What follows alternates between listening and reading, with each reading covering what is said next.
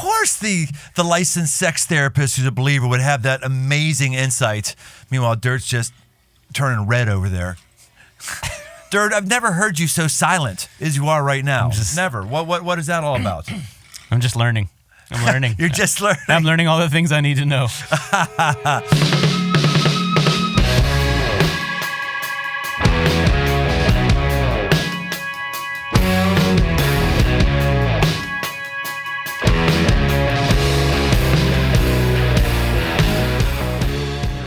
Welcome to The Aggressive Life.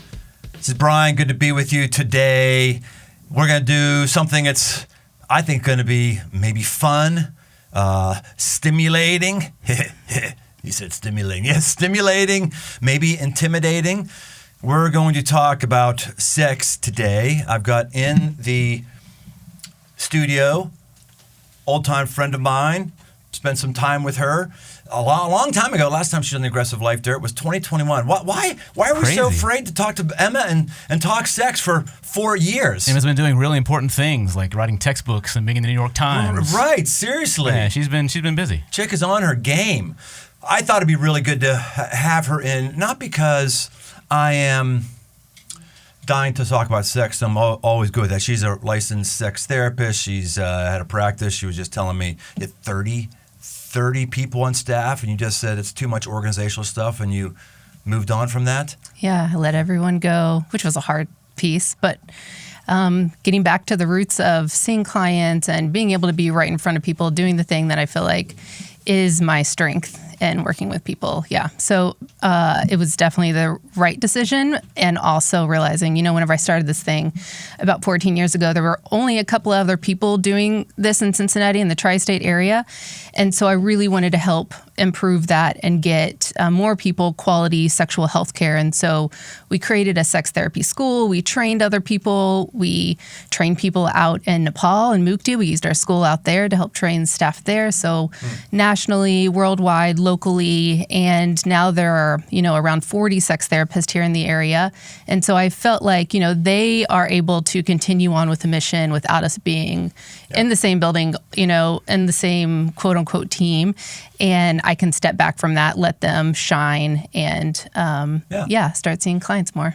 I'm wondering if I should apologize to you right now or just wait, because you always push me to say things sexually that I find I just want to say and is humorous, but maybe out there, because I just feel so free talking with a sex therapist. Good. So free. And so does that mean I can ask you questions? Yes, you can. I'm not sure that I'm going to answer them, but yes, hey, you we can have boundaries. You can ask them for sure. I was looking forward to this because I think the sex conversation has shifted a lot in the last 20 years. And I'm not talking about the heterosexual, homosexual sex conversation. I'm just talking about does anybody believe in actual sex anymore? Does anybody actually have it? Yeah. It seems to me like people are not being sexually intimate with one another to the same degree that they were before. Is this true, untrue? What's your opinion? What's your studies indicate? Yeah, I mean, the people who come in to see me, they're all in a place where they're struggling sexually.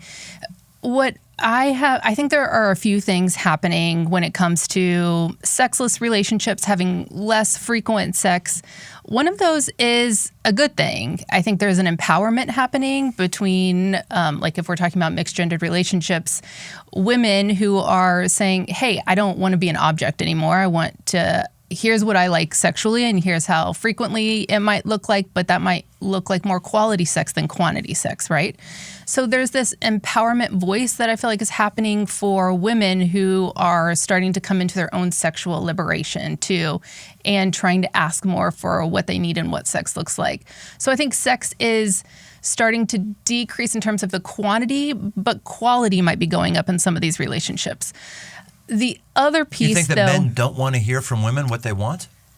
I think they do, but I think the challenge is talking about it and getting the information that makes the most sense for their relationship. So for instance, I see a lot of men trying to initiate sex the way that they want sex to happen, which looks different than maybe their partner looks and wants to have sex, right? So we do a lot of what's called brakes and accelerators in sessions, or helping clients understand, okay, when you come up and I'm doing the dishes and you grab my breasts, that is a major break for me. That makes me not have desire for you. That makes me want to punch you in the face, right? And so there's this challenge where guys feel like I'm initiating. Lib has never punched me in the face. Now I realize what part of the problem has been.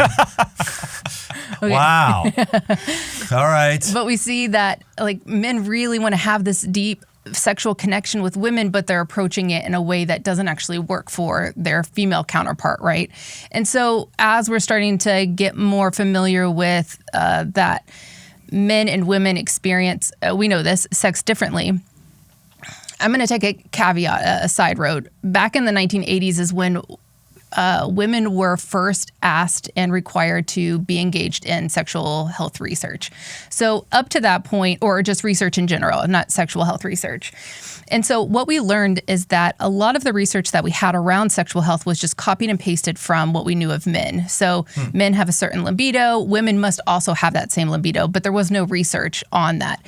So that's where this... And libido exactly means what? Just sex drive? What's libido mean? So libido, yes, sex drive. So sex drive and arousal are two different things. All right. Sex drive comes from the brain. So this desire, this thought of I want to have sex. Arousal is the body's response to some kind of sexual stimuli. And it doesn't always equate to desire. So for instance, for a man, they might walk into a room, see their partner, get an erection, and then say like, oh, I want to have sex, right? Like immediately. For a woman, usually what we find is that they have to actually get into sex. So they need to be stimulated. They need some kind of thing to respond to. And a lot of women would agree with this. Like once I'm in sex, then the desire comes. So your question was... I don't know. You just keep talking about interesting sexual things. Okay, I'll keep going. It was, are people having less sex today yes. than before? Yes. Yeah. Yeah. So yes. Next time I ask a question, that'd be a good idea. Just say yes. Yep. Or no. Okay. So good. I like the long explanations, but yes and no is good. So okay. You say yes, less, why? Okay. Oh, you want me to respond to that? I think you just gave us you don't mean to say yes, period. No. I think you just gave us a good thing of like, okay, maybe this is part of it. The sexes have been out of alignment, but that's happened for a long time. They've been out of alignment. So why do you think people, well, first of all, are there conclusive studies that shows that we are having less sex now than we would have 20 years ago? Yeah, so I think that's one path. Another path is men who we're seeing this loneliness epidemic among men, right? That's right. And so, yes. So the loneliness epidemic, men feeling isolated, men feeling like we're seeing in the research, there's this really interesting report that came out in March, the Lonely Boys report. Yeah, really, really interesting if you want to check it out. But it talks about that, 1 in 5 men are fatherless, grow up fatherless. And most men aren't represented in many of what men are experiencing in life. So we don't see a lot of men representation in education or in, just support, emotional support. So then as they get older, they're not entirely sure how to emotionally engage with their partners. We see this attachment happening where I need to take care of my own needs. And so then we grow up and we're in these, we're entering into our teens, we're entering into our 20s, 30s, 40s, whatever it looks like. And we don't know how to reach out to other men. We don't know how to engage emotionally to other men. So we're not talking about our erection problems. We're not talking about, I feel really lonely and I feel disrespected in my relationship. Or, hey, my purpose in life was to be the breadwinner, but now my wife is, and she's taking care of the whole household, and I don't know what my worth is anymore, right? A crisis in masculinity. Yeah, exactly. Right. So sex, in terms of what we're seeing in terms of less sex happening, is also coming from this loneliness epidemic from men. And and experiencing more depression, erectile challenges is a huge piece. Performance anxiety, yeah. Interesting. I hadn't thought about that. We've talked about the loneliness piece a lot, but what I hadn't connected it to is, are you saying that most of us, when we're lonely, life isn't working out well for us, we feel isolated, and therefore we feel a bit impotent, and we don't want to bring that into the sexual arena? Like, I feel the best sexually when I feel like, the king is coming into the room. Like, I feel like I'm on my game. When I'm not on my game, I don't feel like I have the ability. Yep. Are you saying that that's happening wider spread across our country? Yes. Yeah, that makes sense. Interesting. So I see a lot of, high-performing men, CEOs, right? And they're like, I can problem solve everything and I cannot figure this thing out. I don't know, why I'm not able to get this erection. And now it's impacting my work. It's impacting everything that I'm doing, right? Not getting erection is impacting their work? Yeah. How's that? So typically when one experience of not being able to get an erection happens, I find that a lot of men like problem solving, and this is one that they can't solve. So why couldn't I get this erection? Why couldn't I get or maintain this erection? How did my partner respond to this? My partner now thinks they did something wrong. How do I fix this thing? Now I'm thinking about, what did I do wrong? Did I eat something wrong? Why wasn't I able to get this? Is this going to happen for the rest of my life? Am I too little old? Am I over the hill? Is this a sign that I've lost my virility? Is this a sign that I'm, I can't be on my games? Yeah, okay. I hadn't thought about that before, huh? Yeah. So when we can't get an erection, or we can't do what we feel like we should in the bedroom, we don't then just put it off the side like we would, well, I'm just not good at chess. Mm-hmm. We take it more personally. Oh, yeah. More so than women, for sure. It's a one-time thing, and then it spirals and it impacts. And what happens is that it becomes a fight or flight piece. So our prefrontal cortex logically thinks about if I'm thinking logically about this, that means that this is just a one-time occurrence. But what happens for a lot of men is that it goes into our fight, flight, freeze part of our brain, like the bear is standing in front of us, we're never going to be able to get an erection again. And it travels down our spinal cord and into our pelvic floor area, so where your testicles and penis are. And there's a muscle there that we subconsciously start squeezing. So we squeeze but we go into this sexual stimulating thing, or I've been thinking about it all day. And because I'm living in my head, I'm not living in my body, my muscles are squeezing and I'm shutting off the blood flow to my penis to be able to get an erection. So I'm going in. Shutting off the blood flow? Yeah. Well, explain that again. I understand the whole going down the spine and pelvic floor. What do you mean shutting it off? So think about ED medication. A lot of what ED medication allows for is blood flow.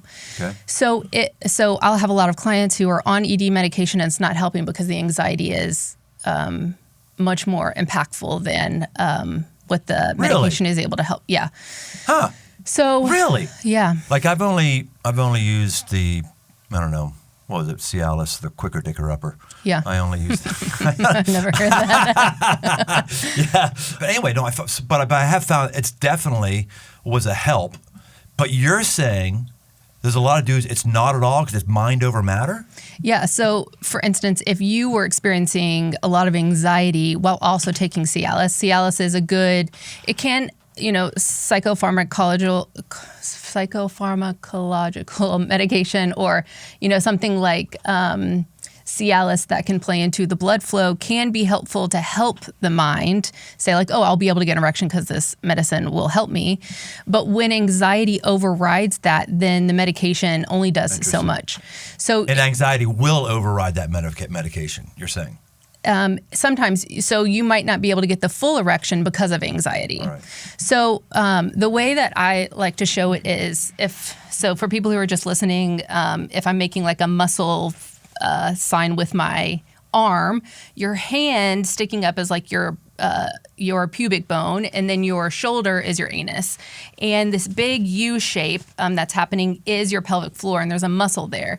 So if I am nervous and anxious about having sex, or am I going to be able to get an erection, this muscle here starts to squeeze. So if you think about shutting off the flow of urination, if you do that right now, you can feel that squeeze happening. So we can subconsciously start squeezing that cuts off the blood flow from from being able to get an erection. We do this also if we try and squeeze the base of the penis if we want to help delay ejaculation if somebody has early ejaculation. So this muscle is kind of subconsciously doing that. Oh, you just rock. Do you know these things?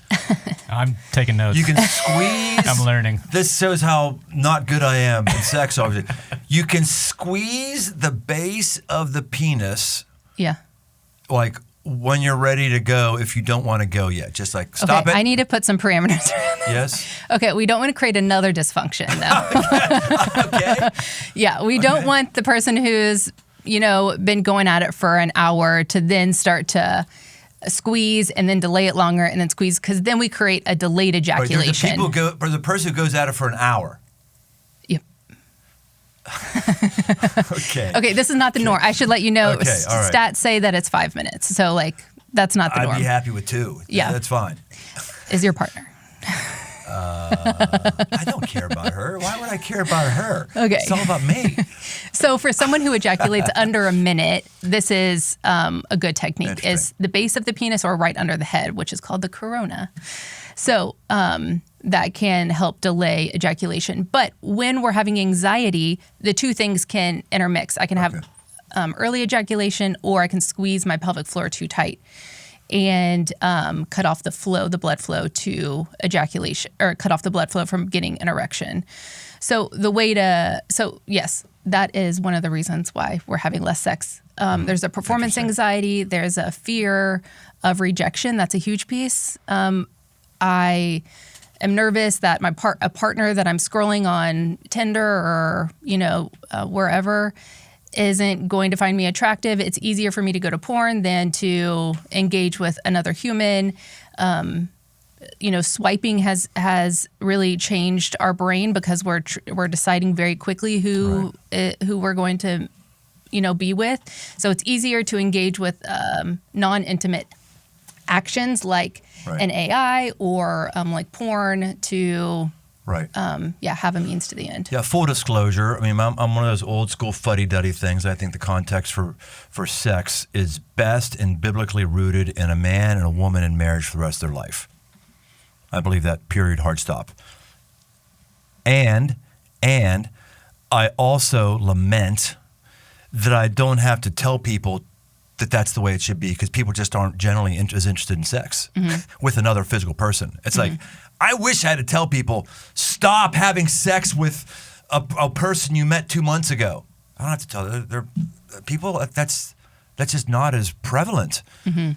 It's just sad. People are having sex with themselves or having sex with the AI. We're going to get into the AI thing. I mean, the landscape is changed so drastically, right? Yeah, it's a lot to do with that fear of rejection, which is the wedge of intimacy. So Brene Brown talks about this. The way to get to intimacy is being vulnerable, but you have to take one of two paths. If you're vulnerable, someone either accepts you or they reject you. And we are now in a culture that fears so much rejection that we can't even get to intimacy because we're scared to be vulnerable. So it's easier to just, go masturbate or watch porn or, whatever that piece is for you than to engage with another human being. So that was my follow-up. What's changed that guys aren't being able to get hard now versus 30 years ago? Weren't 30 years ago people afraid of rejection? 30 years ago, weren't they? What's no? What do you think? Yes and no. Yes, people were scared of rejection, but there was more human connection than online. So there was more, the stereotypical, I'm at a bar, there's someone there, or I'm at work and I'm talking to you and I'm realizing like, oh, you care about me. I have an emotional connection with you, or we like the same things and interests. Now we're transitioned to, is this person attracted? I don't what does their profile say about them but they have to be attractive physically to me first before I'm swiping again. So there's just like a quickness to the way that our brain has adapted now to choosing someone in milliseconds versus engaging in a one-on-one human connection with someone. One of the things I think is interesting is if I look at people who I know or I know of them pretty well, connections who've had, say, adulterous affairs. It is most of the time, if you showed them a picture of who they were going to have an adulterous affair with, years earlier, that would not have been a person they chose. That would not have been a person that they would have gotten sexually involved with. But because they're in an environment where they're around the person, they start to create some emotional ties, and they start to get turned on, and boom, it takes place. So that says something about how, as men, when we're lonely, we don't have friends, we don't talk with people, we don't have the ability to form connections with a real live person, female, who we might find out she's pretty hot, just in a different way than we would have masturbated to a couple years ago. That emotional bond, that connection, there's a sex thing and attractiveness that comes out of that. But we are becoming so relationally and emotionally incompetent. We can't get to that place to get attracted to a woman who actually we could have. Right. Yeah. What I like to say is, porn gives you one sensation, AI gives you another sensation. What we're doing is we're minimizing intimacy to one category, which is, whatever that might be. When you're engaged with, you get outside of the computer, you get outside of your bedroom or wherever you are, you're now engaging in aesthetic intimacy. So like I think intimacy is knowing and being known, right?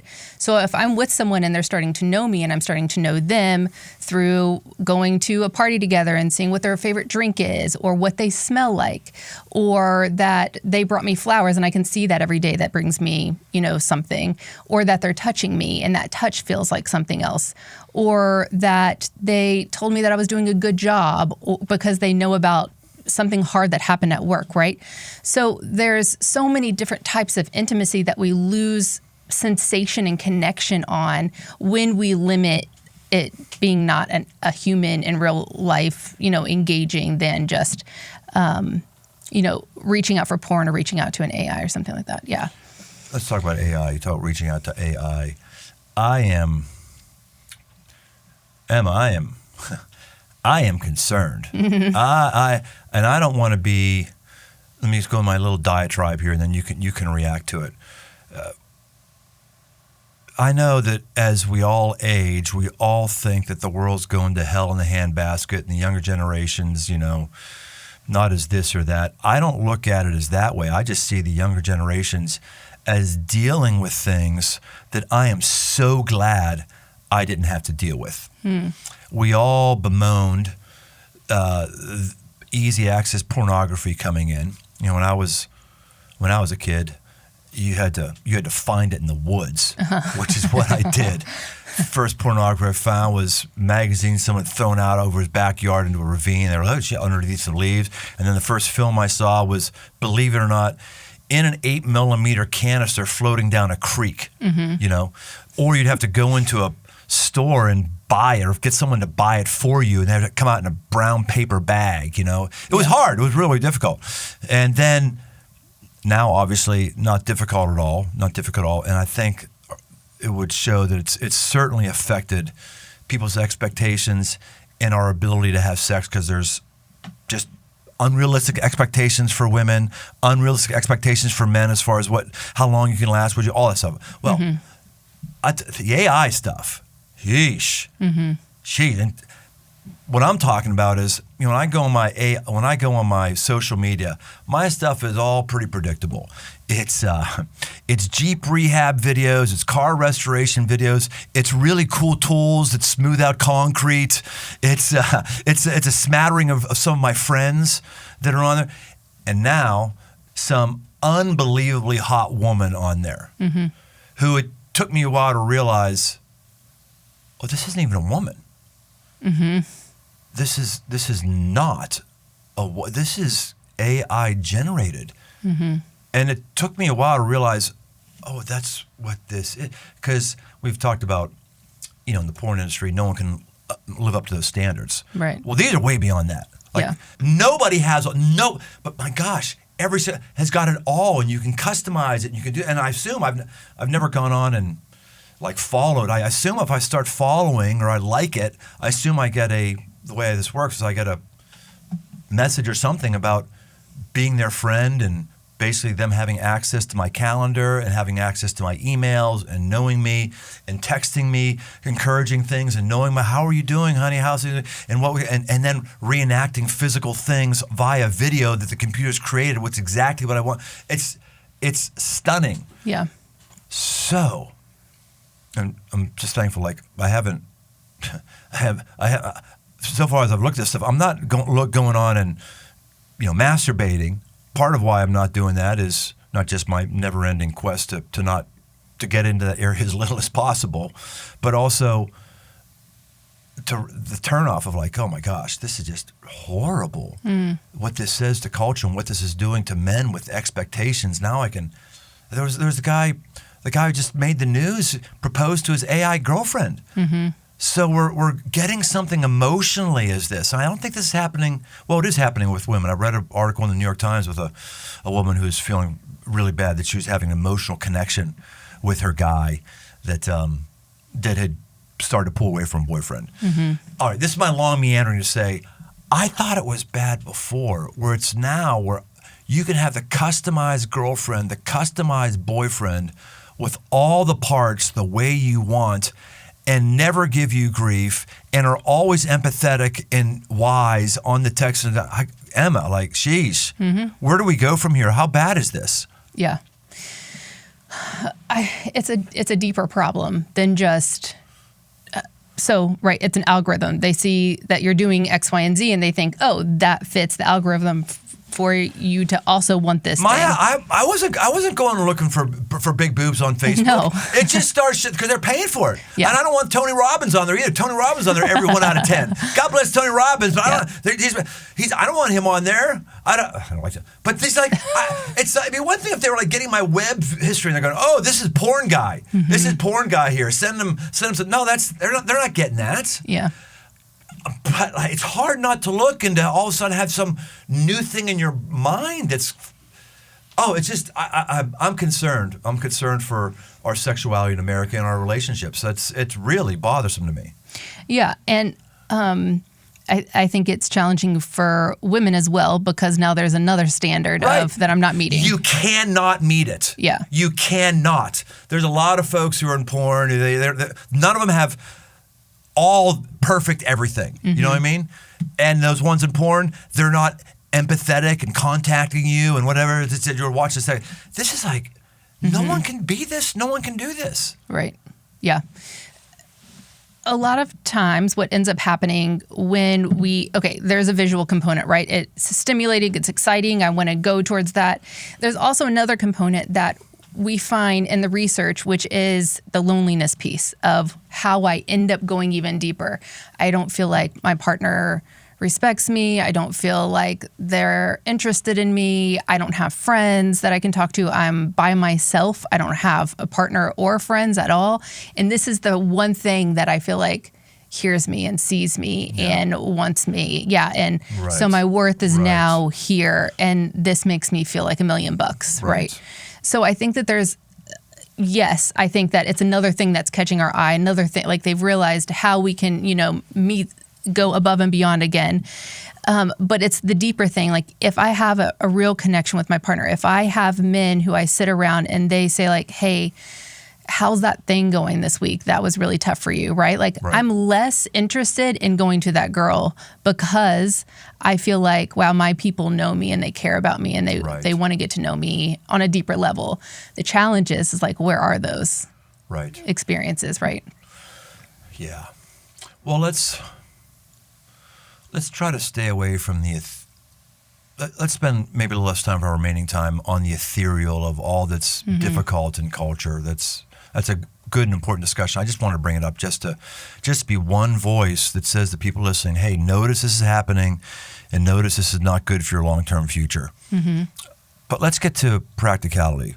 Let's go with men and women. You can figure out where we go first. Let's get practical with a woman and a man who's having a hard time functioning sexually. We already talked about men. Let's stay there and then let's go over to women. Mm-hmm. So a guy is not able to get an erection. The quicker dicker upper isn't working for him. What do you tell him to do? Yeah. Well, so I look at it from a biopsychosocial approach. I want to make sure that I'm getting as much information to rule out other things. Are you going to use Quicker, Dicker, Upper with your I'm not, clients? No, but Are you offended that I'm talking about it? No, not at all. I know you're not. That's why it's so wonderful. It's so good. Man Camp 2025 is just around the corner, October 17th and 19th in Southwest Ohio. Thousands of men from all over the literal world are going to be descending on our property, connecting with each other, having fun, laughing, connecting with God, stretching ourselves, pushing ourselves, playing, all sorts of things. It's really going to be phenomenal. And this year, man, we have some new things we're doing this year that I want to make sure that you're in on. First off, Bear Grylls, world-renowned survivalist, camper. Bear Grylls is going to be with us. He's going to be great. Dante Bowe, Grammy Award-winning artist. Dante is going to be there with us, helping us out with worship. It is going to be an amazing 3-day experience. Get off the grid. Push yourself. Try something new. Form some bonds. Form some relationships. Have some hangout time. Have some laughter. We get all that and a lot more at Man Camp. I've got a 15% discount off code for you if you enter podcast15 at checkout, podcast15. You can claim your spot right now and do it quickly at mancamp.us. And then invite someone to come with you, and I'll be looking forward to that. Okay, so yeah, biopsychosocial. I want to know, like, how's your testosterone doing? Do you have any lower back injuries? If you're really athletic, it could be that is creating some muscle tension in your pelvic floor, which is, closing off the blood flow to your penis. Is what's going on socially? How is your partner talking to you? Are you in a new phase of parenthood? What psychologically is going on? Do you have anxiety, depression, loneliness? So I'm looking at all these components. So the main thing that I see with guys, and I'll tell you that the myth was, right, that you don't get erections until you're like 60s and above because of your body starting to just do natural changes. But a majority of the people that I see are between 20 and 50 years old, so with erection challenges. So the main piece is this performance anxiety. So what I'm trying to help clients do is get out of their head and get more into their body. Redefine sex. So sex is less of A plus B equals C. So penis gets hard, goes in the vagina, ejaculation. Instead, how about we say, like, okay, what if I gave myself permission to not have an erection? And what would it be like to just connect with my partner and enjoy the pleasures and figure out how to connect with them? So if I change that mindset of I want to slow everything down and I want to start experiencing my partner and having them experience me, that looks like, what do I see when I look at my partner? What do I smell? What do I feel when I'm touching them or they're touching me? What do I hear? So some of the sounds can feel really erotic. How do I get back into, like, what does it feel like when they're putting oil or lubrication on my penis or exploring and teasing the area? What does it feel like and experience like when I can get in my body and start to feel the arousal of my partner connecting with me? Then am I going to be able to get an erection? What if I don't get an erection? What if I don't ejaculate? Are we going to be able to have a baby down the road? I like that. Feel the arousal of connection. Yeah. That is different than your 3-point process before, get hard. A plus B, yeah. Mm-hmm. Interesting. Feel the arousal of connection. Oh, great. Keep going. Yeah. What is it like to let go of this idea that the success of sex looks like ejaculating or getting an erection? What does it look like? Because when we're in our head, we can't also be in our body. So if I think about going to have, my favorite meal, but I'm also with someone who has great conversation and I'm talking with them and I really enjoy like what they're saying, and then I look down and my plate's gone, I didn't get to experience the taste of that really good meal. But if we're together and I'm going to be mindfully eating and I pick up that steak and I can feel the grooves of the steak and I can smell it and smell the saltiness of it and I can taste the juices and if you're a person who tastes it on different parts of your tongue or whatever, and what is it like to chew on if I get really intimate with this piece of meat, that's different than if I'm engaging in a really good conversation, which is also good, but I'm in my head and I'm not in my body experiencing the sensation of something that's pleasurable, like eating food. Okay, what about for women, or have we just been talking about inclusive of both sexes, what you're talking about here? Is there any unique angles for women to be getting more aroused who may have a hard time with that? Or the same basic principles? Yeah, it's the same. The equivalent would be sexual pain for women. So a lot of women experience sexual pain, whether it's after birth, or I get a lot of newlyweds who are Christians who all of a sudden they get married and they've been taught to shut down their bodies sexually, and then they can't perform because their pelvic floor is also really tight, and so they're not able to have penetration, or it hurts, or whatever it could be, right? And so it's the same thing, getting out of the head.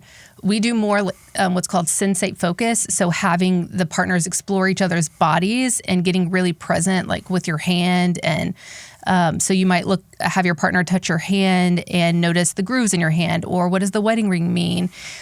Do I find that I'm getting in my head and not in my body? So we do this whole exploration of really desensitizing sex again, and having you experience and have a reduction in anxiety just being present with your partner as we go through each of the body parts, so that you can start to notice your pelvic floor and relax that pelvic floor to then be able to experience the pleasure. But what happens with stress and anxiety is, because we think that we're in the middle of the woods with that bear, we're also not going to go and masturbate with the bear staring at us, right? Like, that part of our brain gets shut down because it wants to survive the bear. And so when we're anxious, when we're stressed... You just gave a great illustration. I'm making sure I don't understand the context for it. Masturbation, bear, anxiety. Give it again, seriously. Yeah. So when we have stress and anxiety, such as like going to have sex, I'm thinking about, my partner's going to want to have sex. It's making me nervous. It feels like a lot of pressure. I'm thinking about that, I'm in the woods with the bear. Got it. You're not going to choose to jack off when you got a bear coming on you. Yeah, our brain shuts it off because it needs more mental flow to survive the bear. Right. So we have to slow everything down and help people feel safe again with one another. That's a lot of work. More people are like, I'm tired. I don't know that I want to put in that amount of hours to really get intimate with my partner, to really experience that. And I feel like it should just work naturally. So then I start to have a shame response, like, I'm a failure. Why can't I do this? And I would rather work out of that place than like slowing everything down and exploring. I love that you are, talking with young couples, and many of whom have a Christian background. Liv and I have lamented quite often recently that, man, we wish we could go back and do it again as newlyweds. I was 22, she was 25. We both had our baggage, history, expectations, and immaturities of just really being unable to engage on this emotionally and intellectually, and just a lot of things unsaid, a lot of assumptions, a lot of just, gosh, if we could take our emotional development, our increased empathy for each other, increased confidence, and go back and then start with all that and be able to talk it through, and oh my gosh, it'd be mind-blowing. And now, we just don't have the same, neither one of us have the same physical characteristics we had when we were younger. We have the mental and the intellectual and all that, but it's not the same on the physical. It could still be meaningful and is meaningful, but it was so like, it can feel like a loss. Yeah, and it feel like it's backwards. It's kind of like when you need the big house, you don't have the money with all the kids, and then when you don't need the big house, you have the money. And this is kind of the same thing sexually. Like when you really have the ability to have great sex, you very frequently don't have the emotional, intellectual, and spiritual security and wherewithal to enjoy it or know what to do with it. And then when you really are least interested in sex or capable to have sex, capillaries and blood flow is less. You have the most ability to have sex intellectually, emotionally. Yeah. I think that piece you speak on, and feeling confident to talk about it, feeling Opening up that conversation, I think, is a big piece. You know, I work with couples who they've been together for 40 years, and a common example is we've been having sex, but we've never talked about it in 40 years. And so when we talk about it, I ask, you know, well, what kind of sex do you want? And they find out that they're having sex that they think that their partner wants, but they've never talked about it. And actually neither of them want that kind of sex, but they've just been doing the same rhythm every single day. It's not the kind of day that they want. It's not the type of sex they want. And so when they're able to really talk about, well, what are your quote unquote accelerators? What works for you? How do you like to be initiated? Where do you like to be touched? What feels exciting to you? That's when we start to shift the conversation into quality sex versus I feel like I just need to have quantity sex which never really works. Accelerators. I like that word. What are some examples of accelerators? So for some of my male clients, they'll say an accelerator is when he gets home that she greets him with a hug, or that she just like touches him throughout the day, or that she builds him up and says like, hey, thanks for taking care of the bills tonight, or how was work? And giving him a high five like, dang, it sounds like you crushed that meeting, right? Like building up his worth. For women, it could, or like even like coming up and just grabbing his crotch, like that's an accelerator, like that you want me, like I want to be wanted by you. Right. For women, it might be like, hey, can you take over some of the household chores? Can you just like do it without me asking, would be an accelerator. Or, hey, I want you to come and just sit with me and ask me how I'm doing and empathize and validate. No phones around, just like sit there with me and let me vent almost. But tell me, you know, be engaged too, not like okay, like what did you hear me say? How can you repeat back to me? Like, how do I know that you're listening and that you care about me? How can you build me up? How can you, you know, take over some of the things that I might be doing? Back massages, back rubs. You know, there are a number of different things that can happen. But how do we understand each other's accelerators? You know, love language is all about not doing the thing that we love for the other person, but doing the thing that how our partner feels most loved, right? So if it's quality time, spending quality time with them, but it feels unnatural for us. And so that's where the break comes in, is that because it takes intentionality and because it's not natural for us, our partners can feel like, well, you must not really love me then if you don't just naturally want to touch me, or you must not love me if you don't naturally want to empathize with what I'm saying. And I really want to break away from that myth, because if we're intentional about wanting to know our partners and do the thing that helps them feel like they're, you know, engage in their accelerators, take note of that, put some, put a reminder in our calendars and on our phones, hey, these are my partner's accelerators, do this at XY time of the day. Like how intimate and beautiful that is, that like now we're connecting on a completely different level that like works for both of us. And now we have that quality relationship. Yeah, that's good. So how is the sex therapist's sex life? Well, my husband works with you, and he told me he's nervous about that. Is he? Well, good. Well, here I am. I'm talking about. I'm self-disclosing a lot here. I mean, a lot. Yes. Like, there's probably good people who leave the church that I pastor because of what I'm talking about here. Meanwhile, here's Emma, just talking theoretically and philosophically. And Dirt, you're not providing jack shit over there either. You're not pitching anything in. I don't have a problem with it. It's yeah, all right. No, I would say yes. What's the sex therapist sex life like? So I think just to normalize things, right? Like I think that I've been given a lot of sexual challenges to be able to empathize with clients. So we started out not being able to have sex for years, intercourse, penetration. So we had to get really clear on how do we have quality sex? How do we get creative with sex when penetration isn't can't be possible.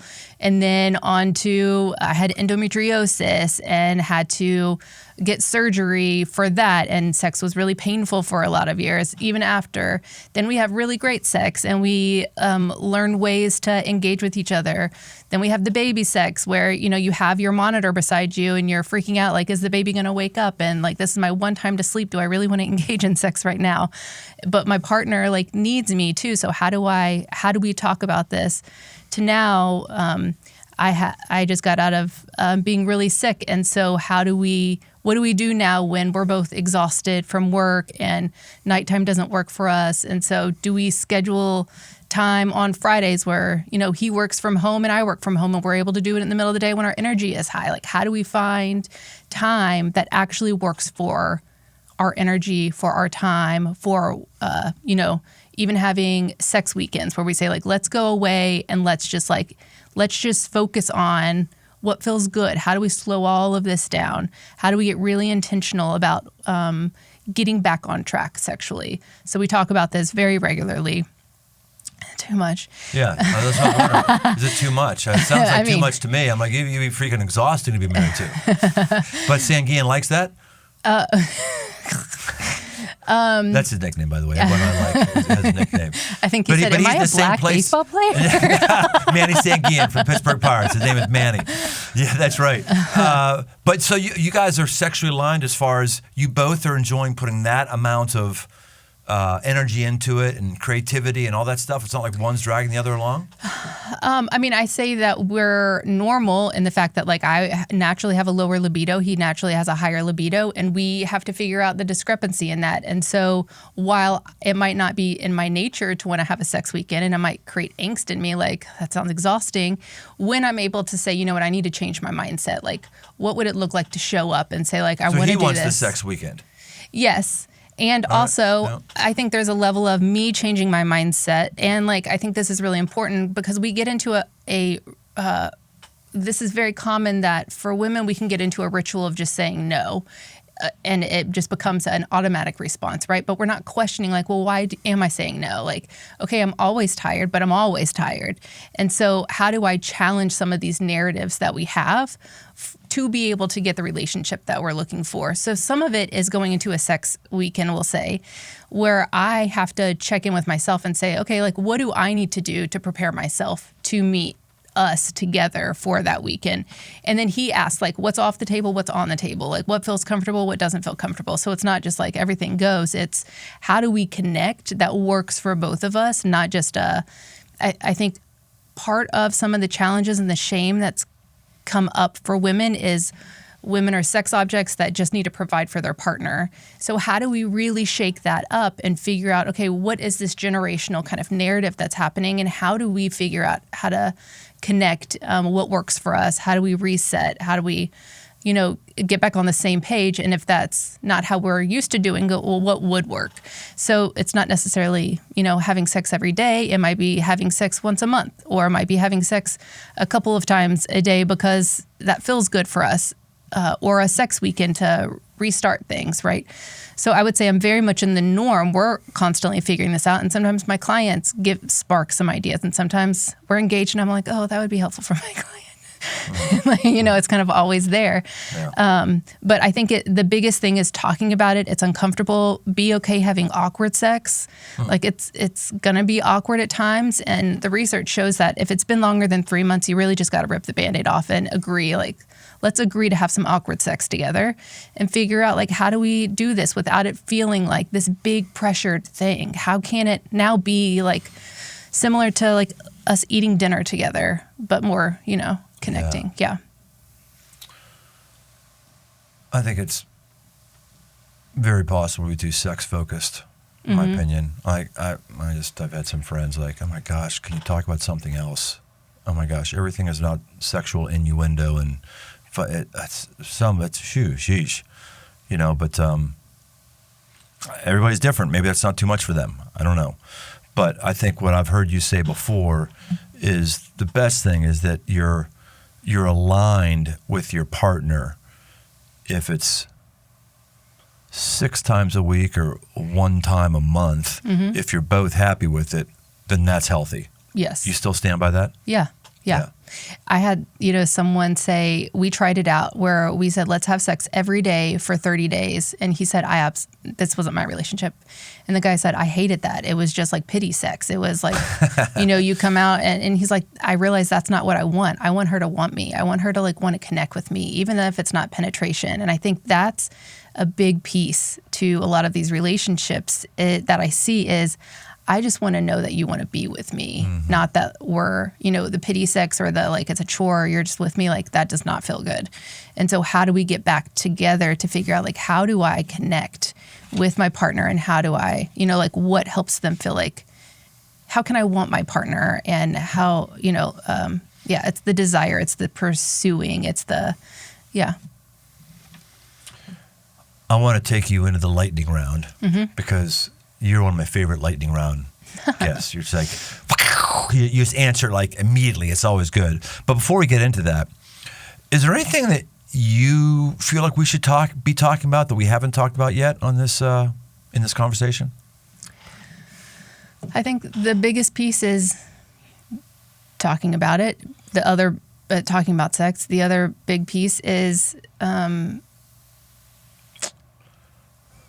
getting away from this idea of I deserve sex from you because you're married to me, or that you are mine now, and so I get to take your body. That's marital rape. And so how do we get to a place, and it creates a lot of pressure for the other person. It creates am I failing or am I succeeding? So I think we really need to reshape this idea of like, what does sex mean in the relationship?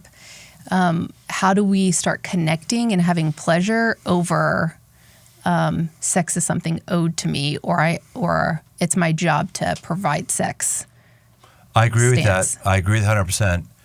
And yet, for those who believe the Bible, it says very clearly, do not deprive one another except by mutual assent. And I know many people who hide behind the more enlightened thinking that you just mentioned and ignore a responsibility we have to grow in that area. So what do you say to that on the other side of the coin? Well, I say, Song of Solomon talks a lot about enjoying the fruits and experiencing sensations and enjoying one another and fantasizing about each other and really creating this like longing and this lust for one another, this excitement for one another. And so I think without some of the other contexts, then it becomes too performance-based. Correct. Fascinating. So yeah, do not deprive each other of a full holistic sexual life. It's not saying do not deprive that person of 45 seconds to have an ejaculation. Correct, yeah. Interesting. Of course the licensed sex therapist who's a believer would have that amazing insight. Meanwhile, Dirt's just turning red over there. Dirt, I've never heard you so silent as you are right now. Never. What is that all about? I'm just learning. You're just learning. I'm learning all the things I need to know. You go home to Janie and say, well, I don't know what you're going to say to Janie, but enough of Dirt. That's really good, Emma. Thank you. And now we enter what we've all been waiting for, the lightning round. This is when I ask you something and you answer like a quick, like fast. Get it. Bam. Get it. I'm trying not to have sexual metaphors used here, but it's tough, but that's the way it's going to be. Here we go.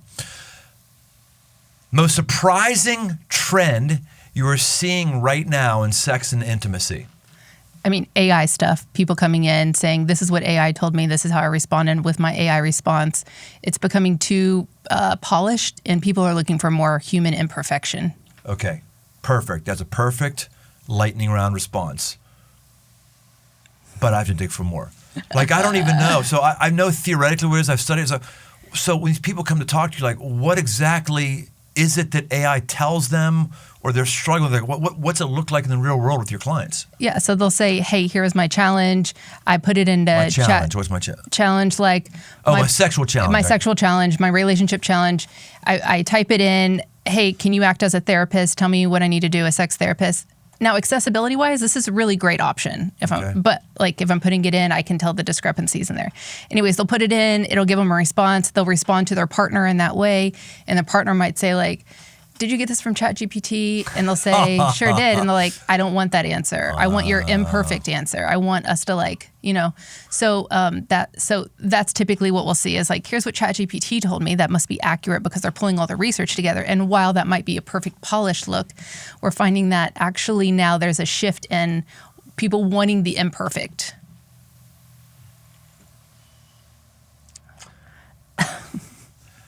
Women are just difficult.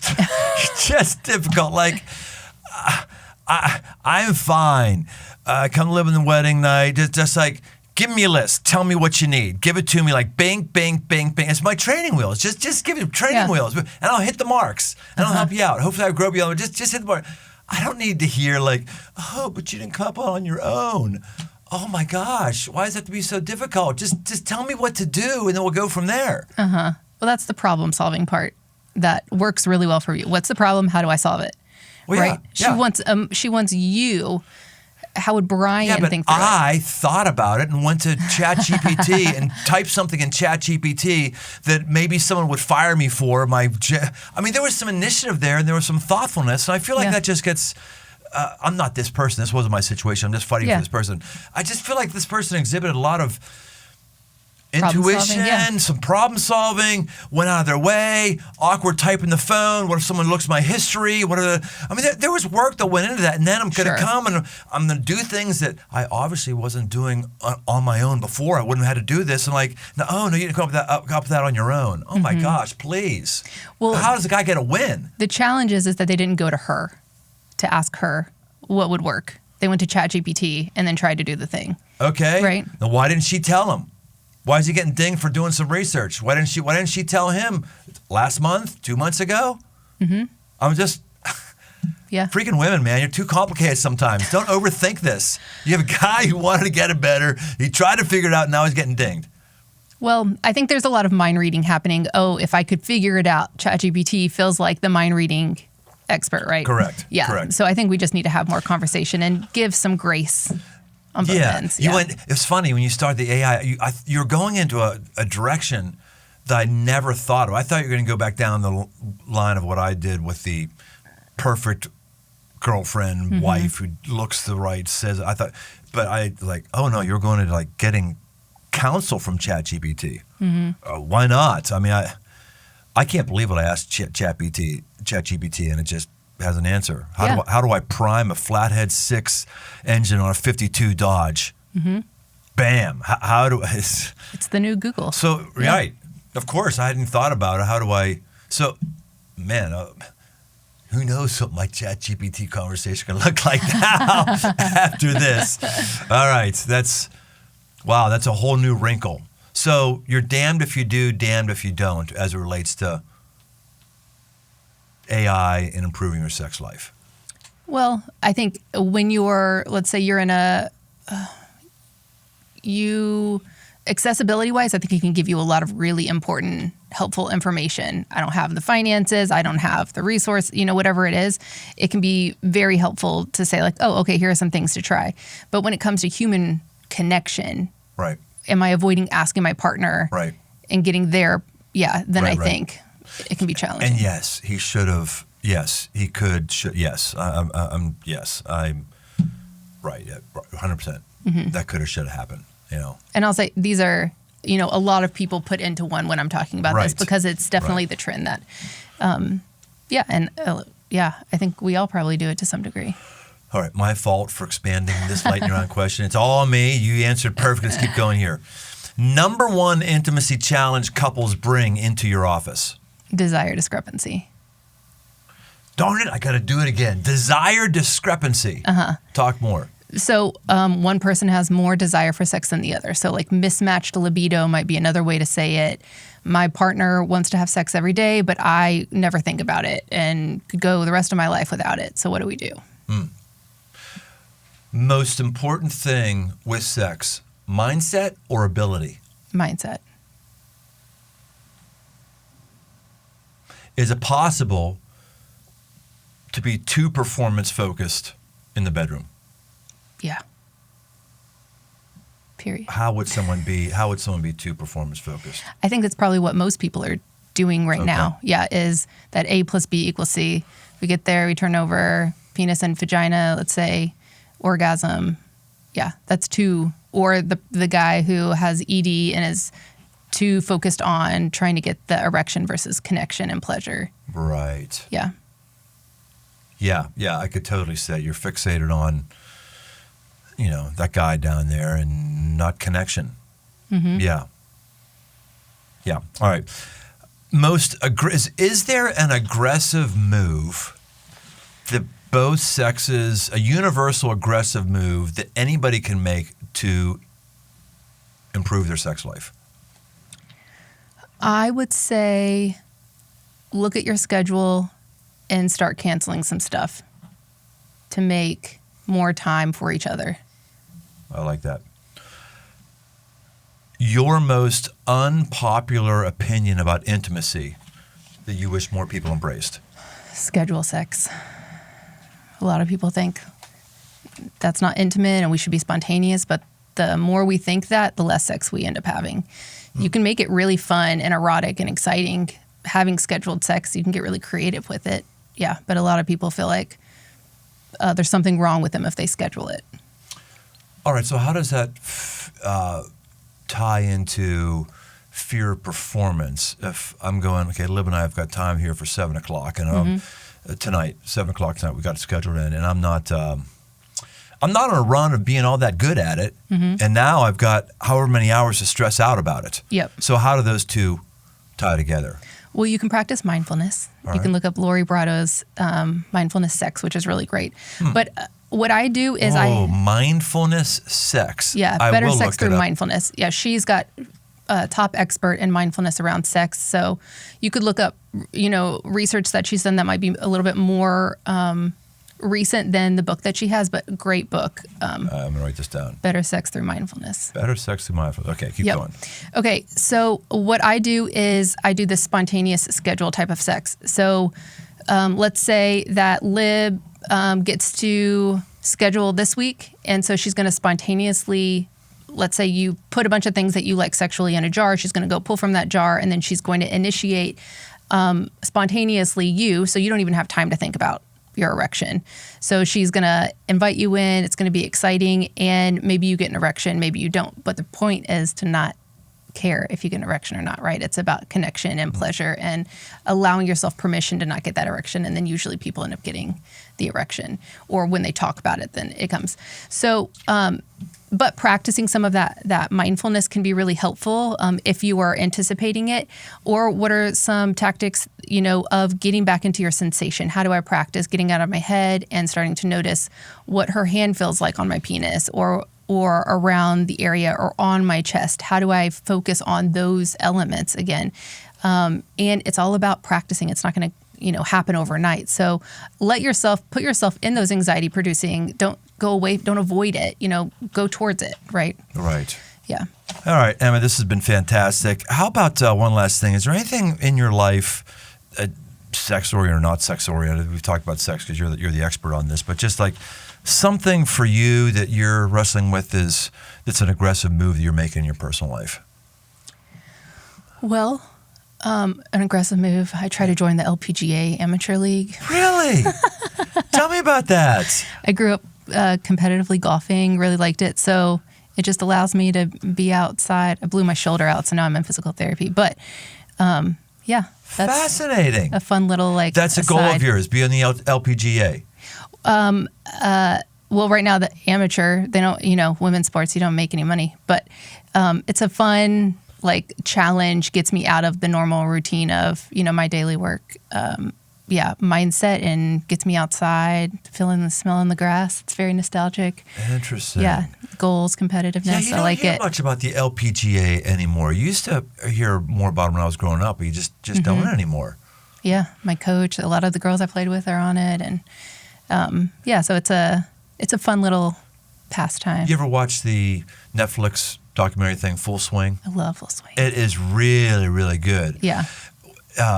I really strike to in the recent season I'm on right now. They're really big into the Davis Cup and the Australian Cup, which is the team thing and all that. That's really cool. And I just was reading yesterday how the Tennis Association is bringing in mixed doubles, a different format for mixed doubles, and to start the tournament off as a way to spike interest. And it's so the best players play in it. Okay. And I was just thinking, boy, that'd be interesting if in golf there was a scramble, say, Yeah.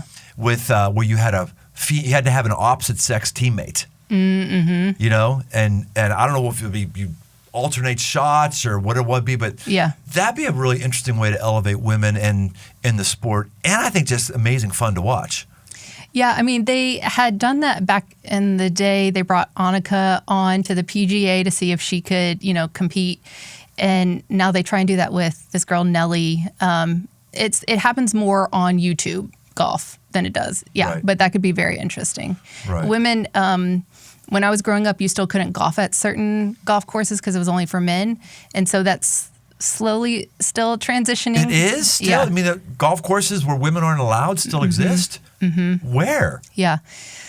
There's one that's a part of the Open that women can't go to, or that women aren't allowed to play at. Augusta still? I thought Augusta changed that where the Masters is. No, I can't, because I can't play right now. It's too hard to look at stuff. So, yeah, but it's not everywhere anymore. But yeah, there's still a long way to go for women. Does Sanguian play golf? Does he golf rather? Listen, I throw my clubs because I get really angry at how good he is at golf. He'll just Really? like shoot a birdie because he's doing the Happy Gilmore thing, and I'm like, it's fine. Yeah, he's fun. I like him. Emma, this has been just fantastic. If somebody wants to get closer to your work, get some help from you, just hear more from you, what do they do? Yeah, we have this website created by my husband. He's awesome. HeyEmma.com that you can go to. You can schedule, give us a call, whatever that looks like. If you get nervous to call, you can just schedule online, do that. But feel free to reach out if you have any questions. I'm also happy to just send some resources if you need them. This has been really good, really helpful, really convicting, really insightful. Thanks so much for coming in and talking uncomfortable stuff, or allowing me actually to say uncomfortable stuff in a safe place and process. One of these days we'll probably have to get Lib and I both in here, but that will not be that will not be a fun podcast for me at all. But we may do that at some point, because you're just really good and really helpful, and I thank you for putting yourself out there for us. Thanks for always making space for it. It's important, and you all recognize that. So yeah. So, hey, we'll end the same way we normally do. We weren't trying to titillate anybody here or talk about avant-garde topics. We're actually trying to help you, whoever you are and whatever your situation is. There's something here that you can do. There is. There's something. Everyone had something here to do. If you're married, you have something you can do to improve your sex life. If you're maybe not married, there's something you can do to improve your future sex life. If not your current life, whatever it is, things you can look at, things you should not look at, guards you should put in place, conversations you should have. Figure out what that thing is. Whatever was said here over the last period of time, there might have been something you went, that thing right there. Go do that. Put that in place. This is called the aggressive life, not the interesting thoughts life. We'll see you next time on The Aggressive Life. Thanks for joining us on this journey toward aggressive living. Find more resources, articles, past episodes, and more at briantome.com. My new book, a 60-day devotional called The 5 Marks for Man, 60 Days to a Powerful Life, along with all the other books in the 5 Marks library, are open right now on Amazon. Be sure to leave us a rating and review wherever you listen to your podcast. Then send an email to that's dirt at briantome.com to get a free Aggressive Life sticker. Find more on Instagram at briantome. The Aggressive Life is a production of Crossroads Church, Cincinnati, Ohio.